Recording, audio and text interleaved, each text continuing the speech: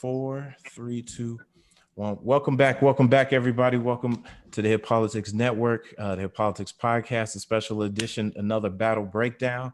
You got your co-host here, Mr. Cameron Trimble, aka Mr. Cameron Calvin. Oh, whoops! I'm getting that feedback. My bad.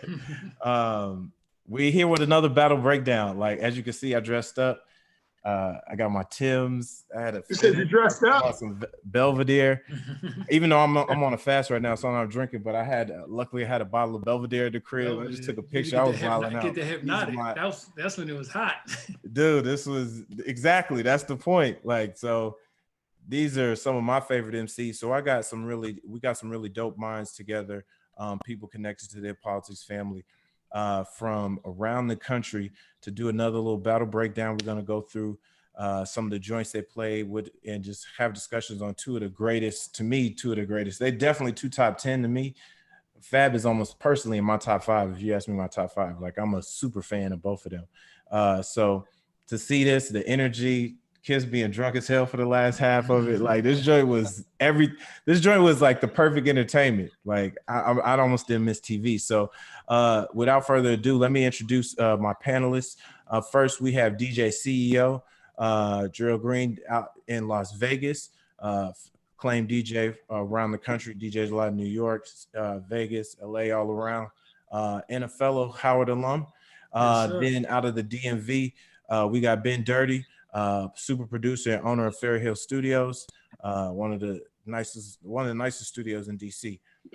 Down in Dallas, we got my man Sekou Frazier, aka the Vintage Urban Cyclist, master cyclist builder. Like you should have seen some of the works of art I just randomly seen in my house. Just like so I know my brother from back in the DMV, and then of course down we got one of definitely a local legend and a great another man in the DJ game, DJ Jake Claxton, down with DTLR, has a podcast, thousands of followers, tens of thousands of followers on social, and you have one of the best live sets going like during this quarantine. So I really I appreciate that, man. When I'm like chilling and I got music playing instead of like going because I'm not in my car. I definitely there's a few DJ CEO, like there's a few DJs I follow and like I can't wait for y'all to go live because I'm streaming for at least 30-40 minutes. No, I appreciate that, man. I had a chance to do an IG live talking to DJ Envy just real quick, and we were talking about he was talking about how he loves the fact that everybody going live because you can really hear some stuff that you might not you like, damn, I ain't think of that. And I told him, I said, yo, when I go to your live, I just want you to put on a show. I just need to see a show. I don't just put on a show. Talk on the mic, entertain me, play some old shit records. Can I cuss? It's okay, right? Yeah, we definitely play some old shit records. You know what I'm saying? Play some old shit records and just put a show on. And that's what I want to see. So hopefully, if you feel that way, then I'm doing my job. So I appreciate that. No doubt. So now that we got the introductions out the way, first of all, coming in real quick, everybody, if you could just tell me who do you think was gonna win, quote unquote win, or had a better top 20 songs to play before you heard this? Because there's 20 songs, because I mean they did a bunch of other songs after that, but it's really the top 20. Right. Originally, man, I thought my man Fab was gonna kill, just take it from there, because Fab always has a nice blend of music, because he's gonna have the bangers for the fellas and also for the ladies. But I was a little surprised, man. So I'm gonna let some of the other brothers get on in there, man. Yeah, I mean I've been a Jada fan since day one. I mean I remember they both kind of came out around the same time, and coming up in New York, those were the two hot young dudes that was on the scene, and it was either Team Jada or Team Fab. So I'm coming in, I was, rooting for Jada because he's my guy. But it was simple for me, you know what I'm saying? It was like, if you want to talk about hit records, Fab got them. Like Fab got all the radio hit records. But you can't ignore the fact that both of them are looked at as street lyricists. And when it comes to street bangers, Jada had everything. And you cannot ignore the fact that Jada benefited from having not only Bad Boy and that production staff and them A&Rs, but also Rough Riders. Fab literally only had DJ Clue. It wasn't fair. Like, it wasn't fair. You're right, but I think with the battle though, once you start hearing back to back, like you're right. Fab has more commercial success, but Jada is part of so many legendary moments. He's a little older than Fab, and he came in the game on 2 or 3 of the hottest records of hip hop history. Right. Like he rode a wave, like being on the Benjamins, dude. He Right. rode a wave, and I don't know. So let's get into let's stop wasting time. I want to get into first couple songs that were played. It went Blackout, which I thought wasn't even fair. With Jay on it. Blackout versus You Ain't Got Nothing on Me, which is one of my favorite with Lil Wayne rap cuts. Then they went, what did y'all think about that? Like how they kicked it off? I feel like they might have been still a little slow out the gate to me. I wanted, because their catalogs are so long, I don't know if that was a pause moment or not. I don't know if I was supposed to say pause on that. But Yeah, I'm grown on. Like, I just wanted them, you could tell, like, the second half, the second 10 was a little more, okay, like I'm here to win. So out the gate, it was, it was a couple of records. It was a couple of, street underground records. And see, to me, you sound like a DJ. You sound like a DJ in the club, because I don't know if y'all, I'm into bars. Go listen to You Ain't Got Nothing on Me. Lil Wayne, Joel Santana, and Right. Fabulous. Like, to me, that was like such a strong record, but I'm also a super fan. So I realized, to the average person, they're like, especially a DJ, they're like, whatever. I don't know. Right. And I love great music, but I was like, yo, this comes swinging. I didn't feel like they came out the No, gate they didn't. swinging. Because he did Recognize, which is cool, but that was like a starter record. 6 Minutes, another super rap record. Then he did the Made You Look remix, but then they went down to like Start It Up and By Your Side. Like, out of that first couple bunch, what records did y'all tuning in from the beginning? Yeah. Because they was late. Yeah, they was Like like 8 o'clock I was on, and everyone was like, where these guys at? You know what I'm saying? They were late. I mean, Jada, like, for me, and again, we cannot ignore the bias, right? Like, you are a Fab guy. That's what you're saying in your minute. And I'm a no. I'm a both of them. I'm definitely leaning Fab, but Jada was with me longer. Like, I discovered. I am a Jada guy. Like, Jada is it's Jada as far as like these like the underground superstars that kind of were able, like, it's Jada and then everybody else for me. And I'll be honest about that. So I was cool with the Recognize, and I was cool with starting out with Blackout, because those joints were bangers for me when I was copping mixtapes, driving my little Camry in the hood. Like, that's, this is what we were playing. So I was cool with it. I thought Jada came out swinging. I thought Fab was playing rope-a-dope for a little bit. I was like, oh, Fab gonna save his joints for later. But I don't think that was necessary, because both of them have more than enough, stuff in their catalog that they could have just came out swinging. The whole entire show, for real. Yeah. I mean, if you look at Fabulous versus Jada, Fabulous has the better production throughout his whole career. I mean, and I think that's what really stymied Jadakiss's overall, career. He just didn't have the production. He didn't have the production. So his crossover success. I mean, he had some nuts production though, but he didn't. Fab stayed with like the hottest. His budget was bigger, probably invested in him as opposed to. But I think Jada benefited from being in the locks, being on his own. But it's like you wanted to see him make that transition. You know what I mean? After coming out the locks, he's a solo artist. I mean, he did knock. He got some hits. Okay, all right, Benjamin, let's speak some truth about this, right? Okay. And I'm gonna speak about this coming out of New York. The truth of the matter is, after Big died, Jada, it was between 3 people. It was Jada, Big L, and Jay-Z. Those were the 3 guys, right? Big L got killed. Jada was the next guy up. He was it. Like, anybody in New York City at the time would take Jada was the next guy up. However, Jay-Z from the beginning of his career was playing chess while everybody else was playing checkers. Definitely. And if you understand, if you are aware of that that little riff between the Locks and Rockefeller, it started from Jay and Jada, because everything that Jada did, Jay will come out and do a remix to it. So Jay-Z had a hand in putting a little stymie into Jada's career. Jada was on his way. I mean, you know, you can't stop the product. So if Jada, I mean, take for example, right? Jada get on Little John beat, and that shit go hard. You know what I'm saying? So you have just an example of what Jada could do if you put him on a commercial production. I feel that. I feel that. You know what I mean? So I mean, I think that later on in Jadakiss's career, he could have blown like bigger than where he's at right now. He didn't have to be an underground legend. You know what I mean? He's one of those. It's curious to think of him as he's not underground, but he is underground. Right. Fab is like been commercial front, but because his like my favorite Fab stuff is the mixtape Soul Tape series. I still bump that on. I go because now that they took it off of streaming, I go to Dat Piff 2 or 3 times a week, drop it, listening to literally the Soul Tape, just because like the bars, the melody, like, and that's just 3 mixtapes, let alone everything else he got.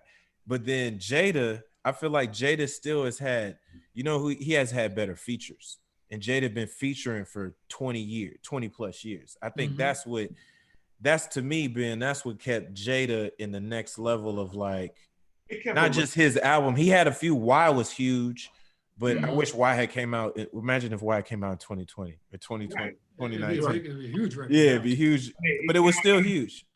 I mean, you see a lot of artists like that though, where the features keep them relevant, like a Ludacris, you know? No, I think Ludacris has had way more success because Ludacris also has had bigger personal. No, I'm talking about sport. Like when you hit a point in your career where you just feature more so. You're right. Come out projects. You know, you got Busta Rhymes is in that category now too, like a Twister. You know, it's like a classic person you can always go to get a 16. It don't matter if they 60, 70 years old. You probably go about E40 or something like that. Like exactly, you know, timeless talent. You know, they always gonna win out. So they went down. I think Fab came out with the Trade It All remix versus For the Love, which to me is literally my favorite Jadakiss song of all time. When you think of me, you think of a problem, who, what, where, and how you gonna solve it. Automatic oh my God. As a kid who was doing none of that at the time, I still was like, that was I don't know. Sekou, I'm curious between when they got into, I still feel like they got right. This is when they start warming up in terms of playing the room. Like Keeping It Gangster was cool, but how they mixed it, he mixed it a little different. And then went into World War III, which is the underground, but it's like an anthem of a certain period. Right. Then the Gangsta Don't Play, which I think like rap fans understand. It wasn't a hit in the club or nothing like that. Women probably didn't get that, but rap fans is like, oh, this is a nuts joint. But then Banned from TV. And then that was key for me. Yeah. Banned from TV. Talk about it. Talk about it. It was key for me. That's a big song for me. That just, I don't know, that Nori album, and I was like, oh, that was a low blow. Pause. Like that's like it really was. Like when he played his Banned for TV verse, because that song is just real. I don't know. It just did something to me. That Nori album and on them Neptune's beats, and it just, you know, Banned for TV and Made You Look. I was like, okay, he's swinging. He's swinging. He trying to make a statement, because his verse on Made You Look was incredible to me as well. Like one of my favorite. I don't even play Made You Look remix after Jada's verse. I don't, you know, like I don't. And Luda killed it, but just Jada sets the tone for the song. And at that point, I'm like, okay, he's here to play. And he played so many other underground hits. He played, you know, This Is D Block. I was like, oh shit, I forgot about that record. You know what I'm saying? Like I forgot. He played some joints. Yeah, he had some joints. Yeah. And another thing that I like is from the beginning, my man Jada just positioned himself to say, look, it's only the streets. So even though Fab was mixing in, because Fab always gonna have the live wavy shit for the ladies, right? To be able to bring it in. But Jada positioned himself to say, no, we just doing the streets, and then he came with a banger after another one, So it's just like, okay, Fab, I'm waiting for you to come back with some ill slick shit. But it kind of seemed like it was kind of harder for Fab to catch up, and he was kind of trailing. So even though Fab, I'm a big Fab fan, but it just seemed like Fab just couldn't get into that wave. He couldn't get into his rhythm. You know, he was thrown off from the beginning. You know what I mean? Right. Yeah. Fab's commercial stuff is far better than Jada's commercial stuff. Oh no, Jada's street shit. Jada's street shit is far better than Fab's street shit, and that comes from like you spoke before, like the production stuff. Like Jada's street production stuff is so hard, and the whole battle. When the battle was over, I just thought about the stuff that he didn't play. Like he didn't play "Put Your Hands Up." He didn't, which is to me Jada's like signature record. Like they didn't play that. Right. They didn't play "Breathe Easy." They didn't play "Wild Out." They didn't play any of the mixtape shit. They didn't play. No, he played mixtape. He played chest to chest. He didn't play "You'll See" or "Niggas Done Started Something." Niggas Done Started Something. These are the two records that introduced the locks to me. Period. Like "You'll See" with Biggie, and then "Niggas Done Started Something" on the DMX album. No, like they didn't play either of those. This is when I think they warmed up. Like, you're right, Jay. I think Banned from TV, because then he goes, "Where Brooklyn at?" Brooklyn was like. That actually had Jay-Z on it, like Brooklyn, but he played that. Then he went to Blood Pressure, which is like not a commercial hit, but it's like probably an underground classic. Like his verse on that. Banger. The one dud in the next few songs, because then he played Young OG, which I think was cool for Fab. It wasn't a banger. He could have did something harder. But then Can I Live, which the Black Rob, but he had the story behind it. So I feel like that lifted that song up. But then they played one of my favorite joints, OJ with Jeezy, and that as like a mix. That was like where because they're both on that record, so that was like the record that they used to go into the switching positions transition. But so look, I'm curious, and this is when I think they went hit for hit. Like, so then it was Ball Drop versus Victory, which Jada wasn't on, but he wrote the Diddy verse. What did y'all think about that matchup? Ball Drop versus Victory. His Victory's a classic song, but not because of Diddy. I think that was a flex. That was a flex on Jada's part. He was like, not only do I have this in the bag, I'm gonna play some shit I wasn't even on. Just like that was a flex. Does that count in the battle though? He wrote it. I mean, they've had songwriter battles. Yeah, I think it counts. I think it counts. Yeah. And I like Ball Drop. Ball Drop, one of my favorite Fab records. Because it's so dramatic. It's dramatic, but when he played the Victory, the Puff verse, yes, I wrote this, and that's a classic, timeless song. Like it'll stand the test of time, and it definitely was a major flex on Jada's part. Yeah, I would rather hear like "Letter to Big." We didn't hear why. Yeah. Yo, that's what I was surprised. That's the biggest. How did he not even Letter to Big? How did he not play Why or not Letter to Big? I'll Be Missing You. We'll always love Big Papa.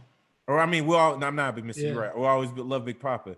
But I can understand we'll always love Big Papa because it wasn't I'm Missing You. I'm Missing You was the one. Yeah, that was, But him not playing Why was like, he must have been drunk, bro. Well, I mean, he was drunk about halfway through. He didn't play Last Days either. Like, there's a lot of records like with Jada. Why? No. Why is Unforgivable? Yeah, Why is his top 2 to 3 record of all time? I agree. Like, and especially what's going on in the time period. Yeah, I feel like he could have woven to the story period at beginning, middle, or end. In beginning, middle, or end. At any point, he could have woven that. Like, to me, I feel like other people are gonna come up with that take, but that's gonna be well talked about. That like, how did you not play Why? The DJ should have helped him out. He was drunk. He was faded. He should have. Yeah. He should just put the record on, let him speak through it. He could have helped him out. Yeah. So the next couple that came up were then this one got crazy. Uptown, new record, with Meek Mill. which I think is a banger. I love it. Then he took it to the streets, Mighty D Block, which it's not the song that's the anthem. It's just this is the job. Like no DJ, nobody even gets to the song. Like it's all because that joint is like 2 minutes. Right. But what did y'all think about that pairing of like Uptown, like I'm gonna go real quick, some Meek shit, which was a banger, but then Mighty D Block, which is you know what, man? I felt like Fab was just starting to get up into his little wave, man, and he was coming with it. Cause like I was like, all right, cool. He played the ball drop. Then right after that, it was Uptown Vibe. So I think he was transitioning. But then of course, Jada just stuck to that script. Look, we just gonna do the streets. Yeah. And that just was his thing from the beginning when he said the whole tone was like, look, number one, it's the streets, because I feel he doesn't have like as many of those like crossover success songs or records. So he's just like, I'm gonna stay in my zone and just keep jabbing, which he did a wonderful job at it, because it just kind of was like Fab just never got to where he needed to be. But Fab got so many dope ass joints. His sequence was off. Fab could have literally just how you saying Jada basically kept the mantra, but he kept saying it. Yeah. Streets. Even though he dropped I'll Be By Your Side, he dropped a bunch of non-street records, but because he had already conditioned you to think like streets, it was majority streets. Fab could have done the same thing and just had a playlist. No matter what Jada plays. Exactly. Fab has enough hits between hits. Think about all the soul tape stuff he didn't play. Yeah. That could have rung off a little harder. He didn't play Doing It. Like it's just, I mean, they played it on like the bonus part, but if I'm really honest, I think I blame Swiss and Timberland. I think this was a bad matchup. I think it was a bad matchup, and I'm gonna be honest because regardless of them being two street MCs, musically these and of course people look at them and they're being really close friends, and they got the Freddie versus Jason. They've always been linked throughout their entire career because they kind of came in together. Musically, they are two very different artists.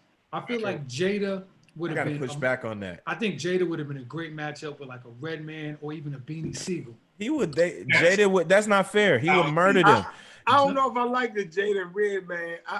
He would murder him. His catalog is way too strong for Redman. No, and Redman's a great. I think you're underestimating Redman. Nah, but regardless of the fact, I just think Jada and Fab wasn't necessarily good. No, so this is so I'm gonna throw this out there because I think it was actually the perfect matchup in the sense that when you got Jada and Fab, think about it. I think about it like this: like, yes, Jada precedes him, but they both have such commercial success. They both have a lot of mixtape series, and like Fabulous still raps on street ass records, but the thing about Fab, it's like spray. The thing about Fab is that his appearance tone, like Jada carried it more street. Fab was like ghetto drug dealer, fly street. Like he's a real nigga. He's she's street on that way. Right. Jada carries it like I'm in the jungle. I'm in the trenches. Like I'm in jail. Like a D Block. So he like I feel like perception wise, but if you really go and listen to their lyrics, their bars, their song placements. Fabulous, if you want a hard ass record, like whether it's rap or whatever production bed, I think to Ben's point, it's their biggest front records over a period of time. The production sound, because one of my favorite Jada joints is on Little John's joint. Knock Your Head Off. That joint goes so hard, so hard, but it's not like because it wasn't him, it wasn't promoted. You know the business, like these records. And it was a different time. And think about the competition of what they are. But when you go back, the reason why I'm glad I had all you guys, because I don't know if y'all, but these are both people I still actively listen to today, like with streaming and stuff like that. But next couple ones I want to go over that we went so we can get to, because we're getting toward the end of it. Then he did Can't Deny It, but he used the I'm Ambitious as a writer, which I thought was nuts. But then he went up against one of the hardest Jadakiss verses of all time. Fuck You. Yeah. Right. Yeah. That was, Yep. I don't know. Did you? I don't know. I was reacting a little different in the crib watching it. Like, I mean, well, yeah, watching it, listening to it. Like, cause that's, to me, that's one of Jada's best verses. Yeah. And Mhm.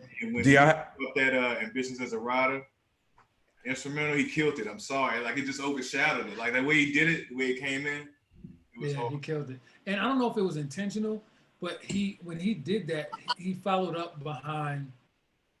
They did like a blend on Jada's side too on his song before, because he did a in one of, I forgot what the song was, but Jada had made a reference to Pac. So Tech had dropped like a Pac beat, and Jada was so drunk, so he kind of like messed it up. But he dropped the Pac beat, and it worked perfectly when Fab came on after, and he did that with his record. So I mean, in that sense, yes, Fab definitely came out on top because his was like more seamless. But I agree with you, man. That "fuck you" verse, boy, whew, that shit is hard. then I think this was the strongest 2 or 3 rounds after this, because this is some of their both biggest records and how they came in. So after the "fuck you," which everybody like, I actually couldn't be paying attention because I literally was rapping the entire, like, I know that verse. I still listen to "fuck you" as like, it's one of my morning or leaving after work records, like on my drive, because I drive 45 minutes each way. Like, that's in the after work mix of like 50 songs. So I'm still getting active burn off of that joint because I just love saying that shit especially after work. But no, I'm just kidding. Throw It in the Bag, the remix, first Knock Yourself Out. Then he said, because Knock Yourself Out came out, well, it actually was Throw It in the Bag remix, then Knock Yourself Out. He gave us Pharrell's story. He's like, Pharrell both pushed us to do something. Then he went to Holla Back Youngin. But then he came with like, which was still somewhat commercially successful. But I think if you ahead, this is Run with the Ghostface Killer record. So I think that 4 period, think about it, Throw It in the Bag, but then the quick to the remix of it, throw it so it speeds up, like Throw It in the Bag, throw it, then like a remix. Yep. Yeah. Then they went to Knock Yourself Out, which is just, it is what it is. Right. It gives a Pharrell little story about it. And it's like, oh, Pharrell did something with me, which I don't think Youngin is one of his, now at the time it was his like numbers, his B-side single. But I think now it hasn't aged as well to me. But if you have a certain age in a certain place, it still is like, you remember that record is like, oh, that did its thing when it came out. And then right into Run, like to go right back to the streets, to your point, but with like a street classic. What did y'all think about that little gangster fire setup? That's all fire right there with that Run, because all of the people he had, well, number one, Jada's verse was already fire, but just even that record itself with Ghost, you got Wayne on that, because that's a joint. When I go running, that's what I listen to. But I like how my man Jada just sped up the track and still was with that same theme. Oh, we gonna keep it streets. Hey, they gonna give me a number I can't do. So he just continually stuck to his script, and that's one thing that I like about, if you gonna come out swinging and you setting up that stage, he's gonna stick to that whole entire thing. So that's why I think overall, even though I went into this thing thinking it was gonna be Fab, I just like the way my man Jada just, here we gonna be the streets and we gonna close it out with the streets. So that was fire right there. It just kind of had me. I was like, well, shit, come on, Fab. But I was all right. So then now we getting down to like the last few records before they went to bonus rounds, which were still, that's when we got all the good features. I was like, all the stuff that I remember both of them from was like in the bonus round. But then he went to You Be Killing Them, which is a banger. banger. That is a banger. That's if you put the top 100 records of the last 10 years. Gotta be. It's in for hip hop. But then he came in with all-time classic Benjamins. So it was just like, it wasn't fair. It's still, he just had a count. He had a counter, like you said. I'm sticking to the script. I'm not changing. I'm sticking to the script. And he had to script it out, and it just, you know, I know we ain't even at this part yet, but I kind of got to give it to Jada because I feel like Jada did what he said he was going to do. He stuck to his plan, and it worked. You know, Fab kind of seemed like he was searching a little bit. Mm-hmm. True. You know what I mean? Seemed like he was searching a little bit. Yep. Yeah. Interesting. Like, because to that point, because it was also like how you were watching it, like energy wise. Like if you look at them record to record, it's one thing, but like the flow of it. Because I feel like there were points when, you know, when they first weren't performing, then they were performing. Then I think as Jada got drunker, he was sharp enough. He did miss a few bars in a few records, but he was sharp enough to like deliver. Like he delivered when "Fuck You," he was already. I'm saucy. I'm doing business. Like he's already. But you knew the professional of him because he delivered "Fuck You" flawlessly. But that was earlier. But then as it got later, but then after Benjamin's, then you got "Make Me Better," which was huge. I don't feel like they hyped it up as big of a record that was. He could have did more with the performance, the DJ. Something could have. Because I love that record too. That's a huge record, but I don't feel like it got hyped up because Jada came right back with the Back to Life 2001, which has one of the most classic beats. Yes. Belly. And the visuals behind that song make it even bigger. Like every time you hear it, every time I'm at the club and I play it, the first thing somebody says to me is like, "Yo, Belly." Like, so, and also I think that Fab's hit records are huge. They're huge hit records. They don't necessarily have the same energy as Jada's bigger records. So it's harder to sell. You know what I'm saying? Like, you know, My Girl by the Temptations is a huge record. It's not all the energy behind it. It's just a huge record, right? But then there's other soul records that, you know, were big, but they maybe not as big, but they pack so much more energy. It's hard to sell a Throw It in a Bag and You Make Me Better when this dude is playing Run and Benjamins and, you know, they're shooting two different guns. Like this dude is over here with like a 22 or at best a 9, and this dude's got an AR. Like in Harlem Nights. When Harlem Nights was Stop shooting Stop shooting that shit. Yeah, that's what it was. Stop shooting that little shit. Yeah. That's a great analogy because Jada's records were timeless records, even though Fab has a bunch of records I played on the radio, played in the club.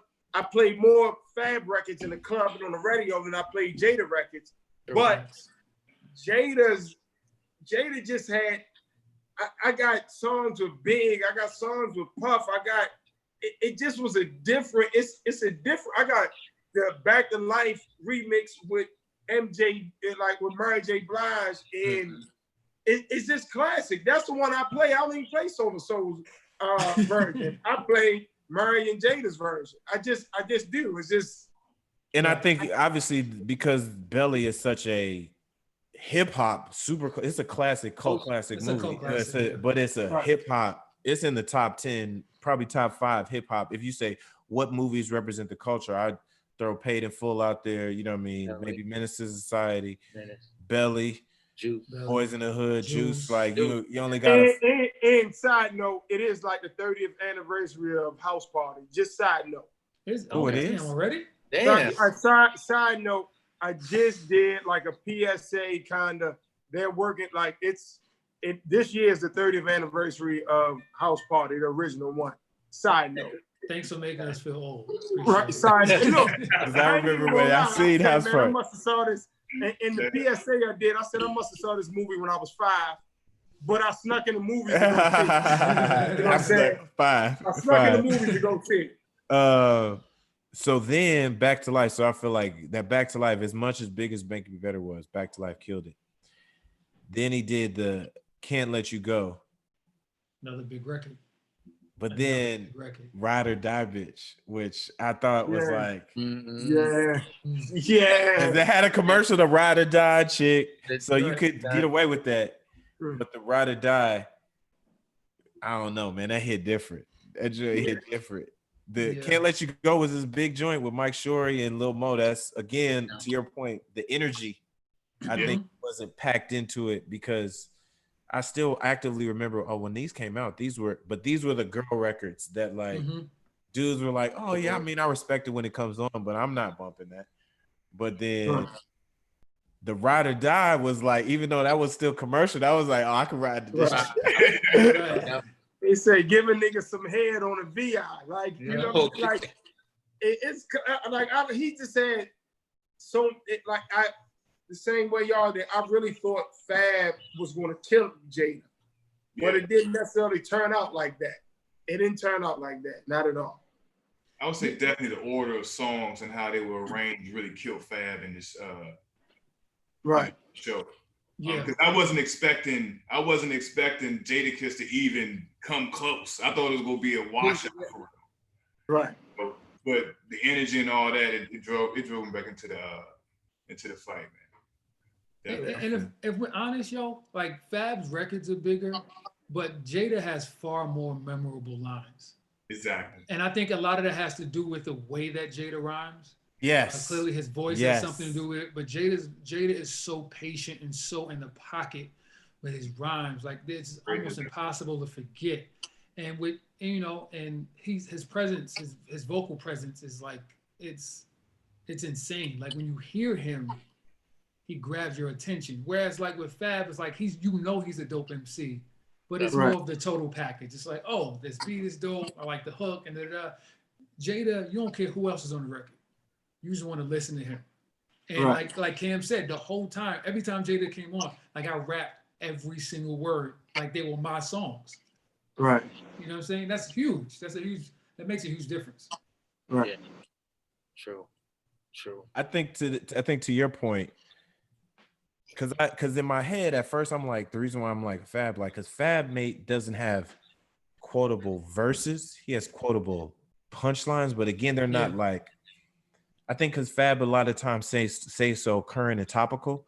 That's what he's known for. Like you known for like Fab to drop any verse that comes out. It's gonna have a cultural reference to the last 3 to 5 months. Right. Mm-hmm. So it because that's why I feel like he to the point from an equation standpoint, his commercial success jumps up there so quickly because commercial is about what's selling right now. So that's what pumps records up, you know what I mean, the business and so forth. So he always, because he could stay so relevant in the pocket at all times, never, like you've never gone a year without at least 2 impactful Fab verses and another 5 to 10 scattered around.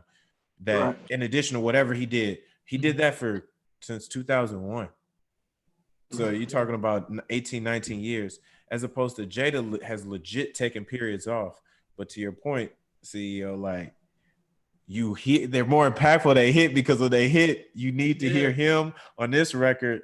And I think so. We down to the last 4, and that's kind of. I think you guys all bring up a lot of points because now I want you to. I think this is where Jada made his biggest slip up at the end with his last 4 because Into You. While you don't like it, Jada bigged it up as like, I'm getting married to this song. Right. He had a complex story. His song is legendary because it has Tamia and Ashanti on it, with Tamia on the video. Tells that whole story. So he bigs it up. And so even as like, it's not a street record, a lot of others joint, I think Into You was like, the setup made the song so dope. Then he played, we got something for the ladies, which I thought he was going to play the Mariah Carey joint. That would have hit. That would have been smart. But this fool plays the Jaheim Diamond in the Rough remix. I was like, bruh. No, but you remember I had to Shazam that joint because I forgot. He told the DJ to play whatever he want. Didn't he say that? Yeah, he was too sauced at that point. He was too sauced, yeah. He was too sauced. That was a bad move. I literally was like, oh, he about to play the Mariah Carey record. Like that's what I knew, even if it wasn't so into you, but I was like, it's Mariah Carey, bro. You did a record with Mariah Carey. Like she hooked on your joint. Like you should have dropped that for the commercial, like to keep. But I think that momentum died because. But then I think they rushed the last 2 records with some of their biggest records. They rushed Breathe and We Gonna Make It, and he didn't start with the most obvious lines. Fuck the first shit. Exactly, like dude, that's the whole record right there. Right. So I felt like that fumble and like Breathe didn't. for his culturally impactful and like how huge of a record. It's the last like we ended out like these are two of their strongest records for whatever reason. And I just felt like whether they were just tired, too drunk or whatever, I feel like they actually let me down them last 4 songs. Like y'all could have did so much more. Like I was feeling the Ride or Die joint. And then y'all like the way y'all delivered these last 4 and for you to throw Diamond in the Rough, brother. Like what was you thinking?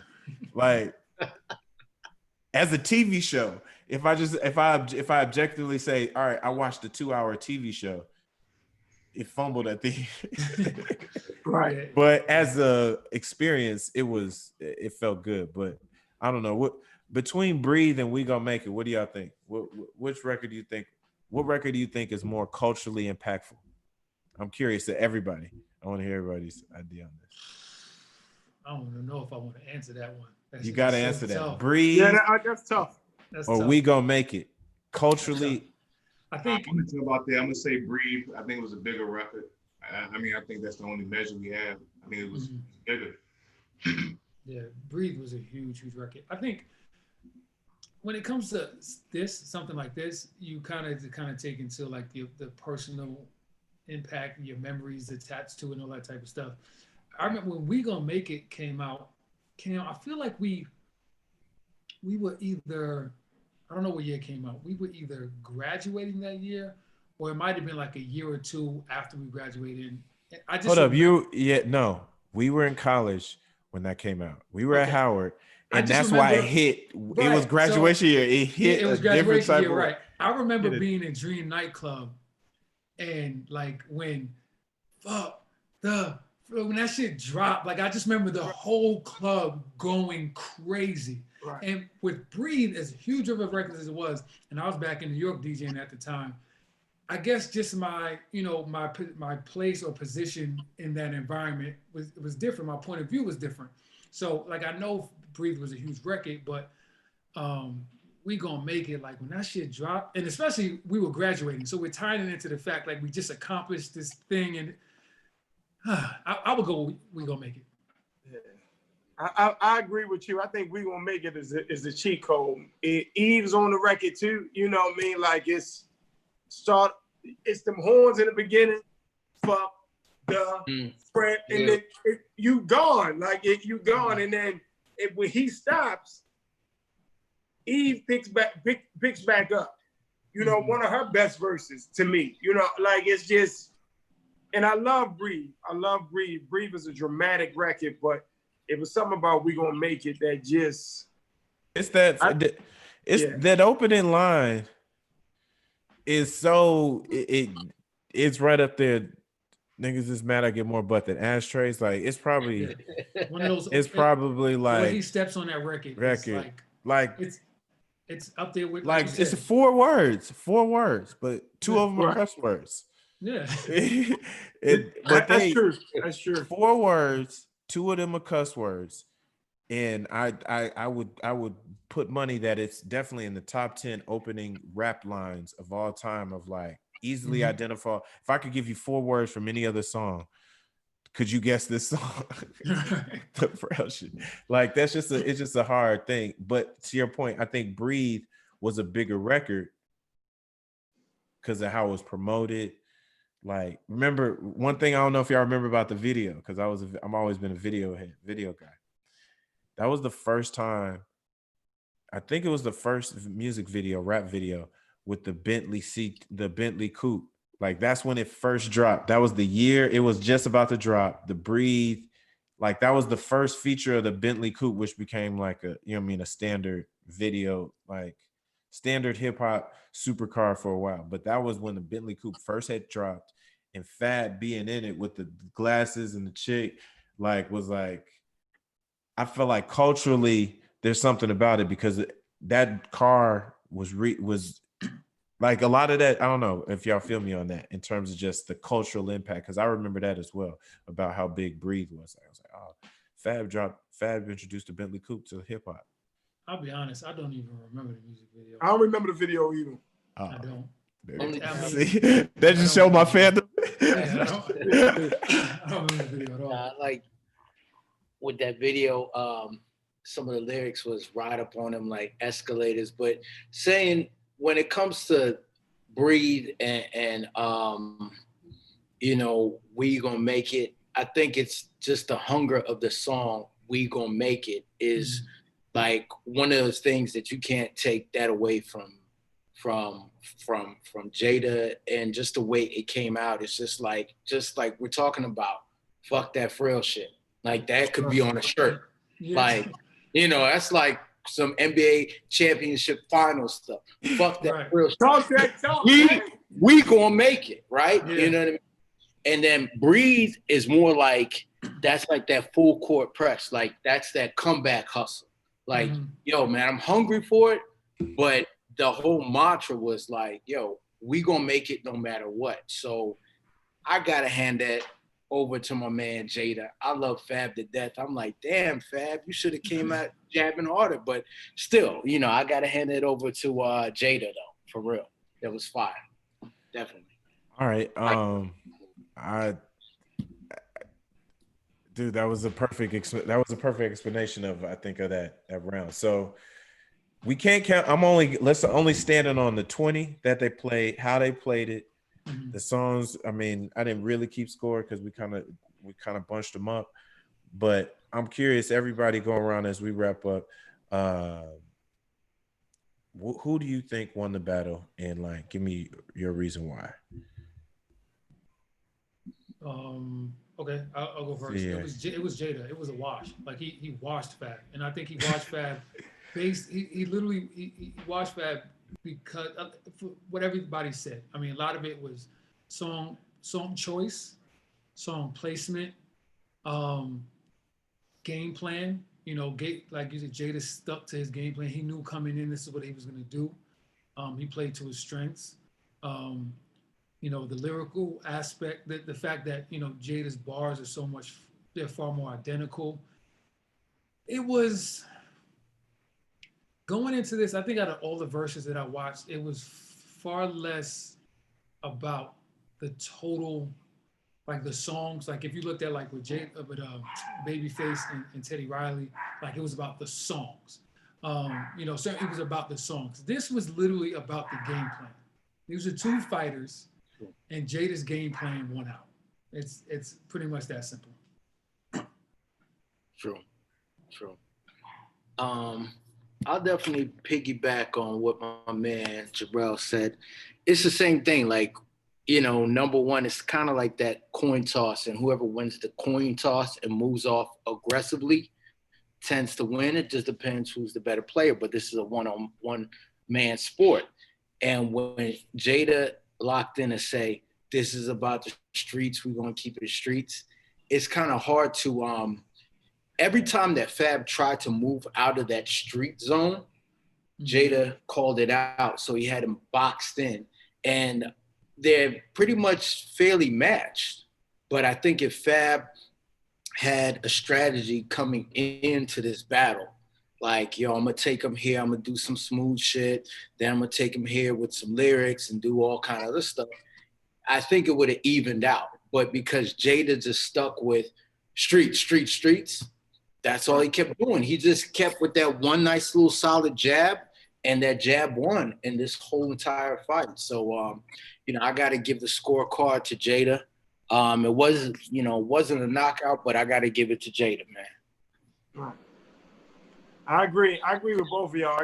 I got to go with Jada. Jada, like you said, stuck with the script. He came in with a game plan, and he didn't deviate from the game plan, and the game plan worked. Like you said, Fab, I don't think was necessarily as prepared, and those radio records didn't necessarily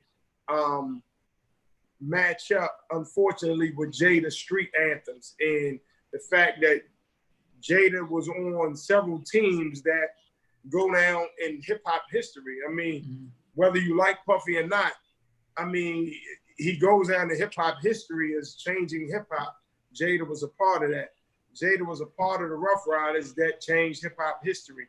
And he had lyrics, he had verses, and he was part of songs that just changed hip hop history. So And then, you know, and I like Fab. Fab is a fashionable guy, he's slick, you know, like he got a certain swag. I hate using that word, but Jada, buzzing and all, stuck to the script, and it made him victorious. You know what I mean? Mm-hmm. Definitely, I agree with what everyone has said so far. When I coming in, I thought that you know, Fabolous was just gonna, like my man said, wash him out. I thought it was gonna be a blowout. But you know, if you look at the different genres and how the verses are changed, you know, by genre, you know, like my man said, R&B singers that have been featured on verses, it's all about the songs. You know, it's a hitability, you know, because there isn't that street element that can be factored in, you know. But with these rap records, you know, Jada's energy, he turned it into a performance. He turned it into a battle, you know, and he strategically, he won. It was his energy. I didn't think he was going to do it. I didn't think he was going to pull it out, but yeah, he did that. I don't want to sound, because I hate everybody agreeing on stuff. So I'm a switch it, because I mean it's facts. So Right. we have a clear and plus I'm the host, so I'm impartial. So we got 4-0 Jada. I will say this though. I think, who do you think left out the best stuff? So out of these 20 we heard, if you had to weight the other catalog, because I was thinking about Fab, because to your point, Jada, whether it was his song, he wrote it, or it was like, yo, my verse on this Made You Look was Nas' song. It just was elevated by Jada, who is hard. But it really, the reason why it's a thing is because some of his biggest records, the reason why it's a thing is not because of him necessarily. Some of them they are. Think about it with Benjamin's is not Benjamin's because of Jada. I mean, it is like he wrote Puffs and stuff, but Benjamin's is a whole thing. Biggie, Lil' Kim, the cross changer beat with Puffy, with Bad Boy Mint. He was just blessed to be on that record, but he did a lot for it. Yeah. What was the song we were just talking about? Yeah. Made You Look remix. Nas's one of his comeback street records on Godson. Video nuts, song nuts, impactful. And then Jada was more like the reliable New York guy. Like, I know if I get Jada on this, he gonna do his thing and fuck it up. But Ludacris is why that song is what it is, because it's like he was a down south semi-commercial dude who came and rapped on two of the hardest rappers ever. Like, he did, even when he played it in his battle, he told the story of like him performing at the tunnel. Like, that was his. So Jada has been a part of some records. I mean, some records he's the reason why they're the record. But I feel like Fab left off some of his strongest features. He didn't do Superwoman. Yeah. Say right. Ah. Yeah. Right. Like, he could have swagged that up and like drop Say Ah. Like, and like to y'all, everybody's point, I feel like Fab left out the most records, because Jada, there's stuff Jada didn't play, but outside of that Mariah Carey record, which was a thing, but it still wasn't huge. He played almost in Why, obviously, like Why is unforgivable. I just still don't understand. Like over the Jaheim record or something. But Chest to Chest, like we know what Chest to Chest is, but we didn't have to play that. I think Fab still left out way more impactful moments that he could have, some guest verses, soul tape series. Yeah, I agree. I think also what you got to take into consideration is, by default, right? Even though Jada clearly has his solo albums, by default, Jada is a feature rapper. Like, because he's in a group, like, that's his responsibility. His responsibility for the bulk of the beginning of his career was, I'm going to give you a Hot 16. He didn't have to worry about nothing else, right? Where Fab was by himself, so he always had songs. I think Jada's features. That's a good point. That's a good breakdown. That's a good I think point. Jada's features are what make him who he is. Granted, like I said, he left out Put Your Hands Up, which I think is an amazing record, which he should have played. And the the mixtape stuff, like you'll see, and niggas done started something where he kills again. Not that he makes the record, but his presence is felt. Fab, without question, left out far more records, far bigger records that would have helped him in the long run. Why did he do that? Maybe I think he didn't feel Jada was going to take it as serious. Seriously, like this is his boy. He was like, yo, we going to go in here, we going to drink, we going to have a good time and whatever. And Jada was like, nah, nigga, like that ain't. I think one thing that we didn't really touch on, and then I'm gonna just close out with everybody just introducing yourself. If you got anything to promote, let people know. One thing we didn't really touch on was the DJ. I mean, we here and there, but a lot of time they threw it like, oh, play this, play that, and then some of it was like, what do y'all think we should play? And I think the DJ's mindset had a large positive and negative effect depending on where certain records were placed. Of like, for Fab, it wasn't as good. Like, he just didn't set his stuff up, because to your point, because they don't come in with the same impact energy that a lot of Jada stuff does. He needed better production in this, just even in the performance of like, because he's also not a high energy dude. His voice is not high energy, so like the song doesn't come across that way. He's not gonna come across. His thing is, I am cool. I'm Jay-Z Jr. in terms of like coolness. I'm Jay-Z Jr. Like, that's why I fell in love with him. You know, I'm gonna tell a quick story and wrap this up. His joint dropped. His first album, I was hip on the mixtapes, and I'm in DC, but I'm hip on the mixtapes. I'm in college, like sophomore, junior year. His joint drops, they Blueprint drops, which is also September 11th, and they were in DC in college. People all from New York. It was a wild day. Pentagon burning. I'm literally my only concern, because I didn't have a car, was how do I get to the Best Buy in Pentagon City, because that's the only one I can get to on the metro.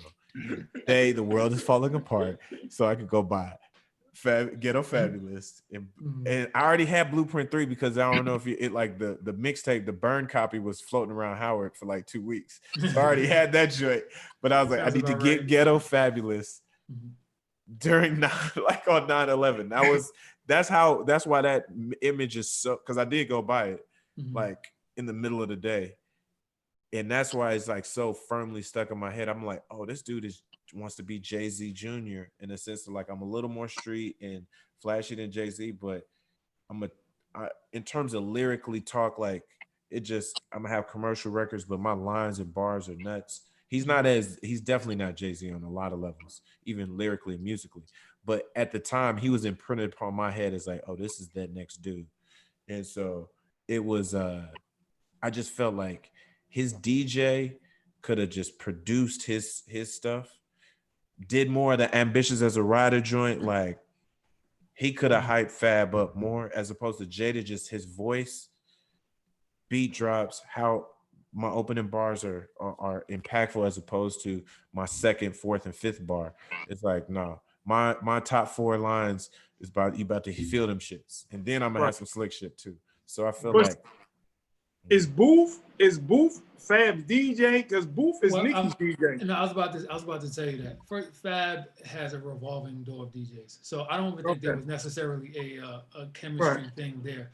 I know at least 10 DJs that were Fab's tour DJs. Like he changes them so often. Why, I don't know, but he does. So I don't think Booth is Fab's DJ at all. Okay, yeah, because I was when I saw it, I was like, well, it didn't. I was missing something, and I was like, well, he's missing it because that's Nicki's DJ. Like I know he does a bunch of stuff with Nicki.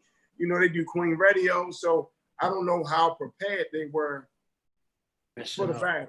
You know, for the battle. And sometimes I think, because I've been in some situations where I wasn't necessarily as prepared. I didn't prepare for it. I just figure, I'm Jay Claxton, I'm slick, I'm all right, I can DJ, I can talk some shit, and it'll work. And you know, once or twice that shit burnt me. And I think that might have been what happened with Fab. He got burnt because of the fact it might not have been as prepared. You know what I'm saying? Like, well, you know, with a game plan, you need a game plan. And you know what speaks to that? I don't know if anybody picked up on this, but a lot of the stuff that Tech played for Jada were the TV tracks. Right. So Jada had to rhyme, right? Because they weren't the records. They weren't they were the TV tracks. They might have had some ad-libs and the hooks, which tells me that they came in knowing what they were going to do. Right. Whereas it's like, you know, Booth was like, all right, these are the Fab records I got, you know what I'm saying? And we're gonna pick from that. And I've been, and like you said, Jay, I've been there before too, where I've DJ and I've got like phone calls or emails like an hour or two, and it's like, oh yeah, you're gonna have to DJ for this, you know, whoever the artist is. And you know, if you don't have that chemistry, it'd be kind of tough. You got to kind of figure it out. Right. So you know, that could have been it. But before you wrap this up, I wanted to make note of this, and it's something that Fab doesn't get credit for a lot, and what makes him really special. He's one of the very few artists that raps in complete sentences. Mm. If you listen to him, he rhymes in complete sentences. Most rappers don't do that. Most rappers are very bullet pointy. You know, they chop it up. It's not it's whatever. Like Fab raps in complete sentences, and that is very hard to do. And that's very hard to do. He's special in that sense. Right. Nice little tidbit. That's a nice little nugget. I got to go back and listen to Fab. Right. Dude, I'm definitely on. The playlist on Tidal is not enough. I might use it to start. Sometimes I use playlists, download those, and then use those as building points to add other things I need on that track. But I want to thank y'all. First of all, I just really personally appreciate all y'all for jumping on. This is, again, we in quarantine, locked down different ways, but this is what I live for, you know what I mean, hip hop and coming on the platform, having a great conversation. It's good to connect with each of y'all brothers, even though it's virtually. So if we could just go around, introduce yourself, drop your social media, where people can check you out. If there's anything you got coming out or you want people to tune in, just let you know. I'm gonna start with DJ CEO. Yeah. First, thanks for having me on this platform. This was fun. It's always good to connect with other like-minded people who love the culture and are about the culture. It's easy to follow me on Instagram at DJ CEO. Same thing for Twitter. I have my podcast, the Loop Podcast, which is on YouTube. It's not live streaming, but I release it every Monday, and I'm just interviewing folks of the culture, mostly people who are not well known but are very integral to the things that we've seen and been able to benefit from. And then now I'm back doing my live from the living room. I took a pause because I was so busy hopping on everybody else's lives. Now I'm back doing live from the living room every Monday. I'm only doing 1 hour, which is a challenge. 1 hour from 12 noon Pacific time, 3 p.m. Eastern Standard Time. And I'm changing up the genre every single day. So today I did 90s hip hop. Tomorrow's going to be current hip hop. Wednesday, I'm doing nothing that you've ever heard on the radio. Friday, I'm doing a rock set. Thursday, I'm doing soca. So I'm just trying to keep it fun and continue to challenge myself and entertain the folks. So. Right.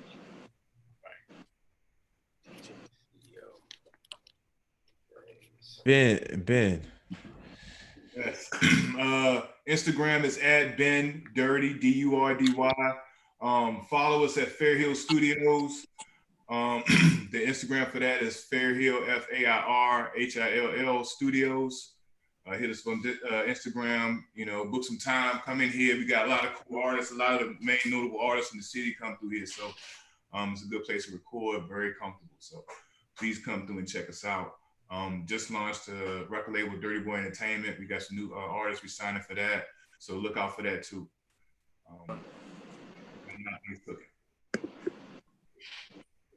Appreciate you, brother. Appreciate you.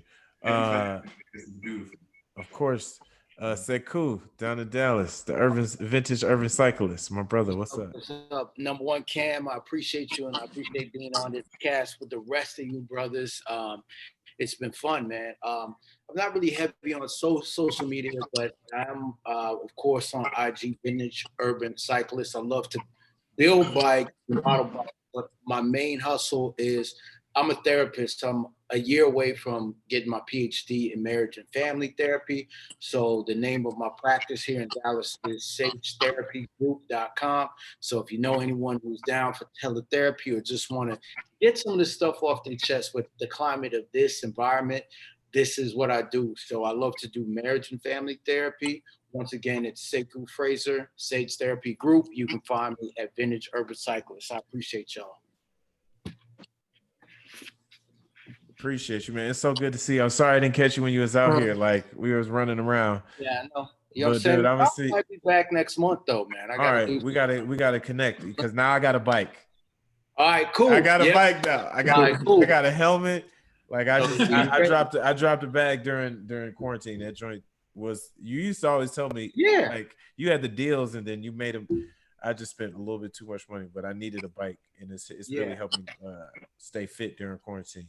And then finally, my man DJ J Claxton, who was kind enough, and like it just honestly, when you, in case like when y'all reached out, it actually was like revalidated like at the end of last year of like, oh, where the platform's going, because like now random people are reaching out for either my opinion or just our opinion to be on the platform, and just getting to know more about you, and now like really tracking your movement and just your history and your current, like everything you're working on currently. Like I'm really thankful you had the time to come on.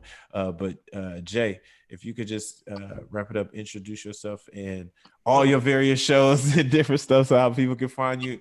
Yeah, man. Listen, I first and foremost, I appreciate you inviting me. When you sent the text, I just when I've called you, you've always, been there. And if you couldn't be there, you were man enough to always tell me you couldn't and why. So I greatly appreciate that. That's lost sometimes in our culture. I've been, that's all I've done. I haven't had a regular job. This is my job. So talking about the mix, CEO. I hear you, CEO. When you talking about like you only do an hour. I do Monday, Wednesday, Friday, 12 p.m. to 2 p.m. Eastern. I just kind of go. There's never a genre. It's always an open format. It's called a Bluetooth and aux cord mix. What I've loved about the quarantine is gave me an opportunity to really focus on all the stuff that I've done, not worry about somebody else's platform, which I've been blessed to be on plenty of platforms. 18 years with Radio One, DTLR. I've been with DTLR since they started DTLR Radio, back and forth through Sirius XM. But do the Coping with Corona podcast with my partner in crime, Kaz Vaughn, Monday and Wednesday, 5 p.m. Eastern. What else? Throwback Thursday, happy hour, 5 p.m. Eastern. And I'm actually, we back and forth to Atlanta. Just signed a contract to be on the show. I can't necessarily get into all of the details because I got a non-disclosure, but we start filming in July, so that's been a blessing as well. Clothing line, as you see it, franchise. I took the vowels out of it, so it's franchise clothing. FRNCHS. It's the hat. It's the T-shirt. That's it. That's it. I'm glad to be on with you brothers. I appreciate it, and it just was good because you guys gave me some food that I needed as well. Just kind of on certain songs that I just didn't touch. You guys gave me some food on some songs that I didn't touch. You cycle. I did a therapy session for the first time ever, like a week and a half ago, which I was totally against. I was totally against therapists. I was like, yo, who therapist to therapist? I wanted to know. Like, I wanted to know who do you go to for therapy? How you tell me what I'm doing and who tells you? But it was cool. I found out some things about myself. So, man, it was cool. Congratulations on that, man. And thank y'all so much for letting me be a part of your platform. I talk a lot, so I apologize. Nah, you good, brother. You good. You're good, brother. Thank you. I appreciate it. Yeah. Real quick, I'm sorry. I totally forgot until he just mentioned it, until Jay just mentioned it. And also, since it's so new for me, I kind of forget that I'm doing it. For years, I stayed away from radio. It was just something I didn't want to do. And now that I'm in Vegas, I'm now doing New York radio. So Thursday nights, Thursday nights from 10 to midnight, I'm on 108 Soul. It's a brand new station in New York. Congratulations. Thank you, man. Thank you. That started in I think they started in like March or May, something like that. And then so I'm there Thursday nights. It's me, DJ Mel Star, a couple other pretty dope DJs, and so I'm there Thursday nights from 10 p.m. to midnight. So, man, I might need a plug from you in Vegas, man. I like that's like bucket list to get a residency in Vegas. That's a bucket list, really. Let's make it happen. But the first thing we need to do is pray that Vegas don't go down in flames because they're mishandling this whole COVID situation. Okay. Because the clubs aren't going to be open again until next year. Right now, they only have like a couple of lounges that uses DJs that are open, and they're only booking DJs for 2 out of the 7 days. Oh wow! So, and then since we got spikes, there's the question of whether they're going to close down or not. If they feel like if they close down, it's going to be almost impossible to recover. But if they don't, they're just risking further damage from being open. So right. We'll see what happens. But either way, as long as I'm here, man, you got a friend in me. So we're gonna make it happen. I appreciate that, man. Thank you so much. Yo, I appreciate all y'all brothers, and thank y'all so much again for joining the Battle Breakdown Verzuz Battle. I think I haven't done all of them. I've only done like the ones that are hip hop, except for the Jill Scott, Erykah Badu, because I just had to comment on that one. But I appreciate everybody. Thank you guys for coming out. This has been another edition of Hip Politics Battle Breakdown. Jadakiss versus Fabolous, Fab versus Jada, 2 New York legends. As Jada would say, top 5 dead or alive. I think we have a consensus that Jada won this one. Actually, maybe very handily. But this is gonna be debated. This is gonna be rewatched. I'm glad it was on Apple TV. I don't know if you guys could watch it that way, but I like how the production of this is moving toward, because this was just a good piece of content that you may revisit in a few years from now, like that Right. T-Pain Little John one. If they have that on video somewhere, like on YouTube, like I would go back and watch pieces of that, because this is great entertainment especially for hip hop heads. So thank you guys. I'm not sure when the next one will be. I judge it. I do these based off of how the verses, like I didn't do one after Alicia Keys or John Legend or nothing. So we'll see it again. Thank you guys. Make sure you guys subscribe if you're watching this, because this is also audio. Make sure you go to Hip Politics Podcast on all platforms. And with that, we are out. And let me end this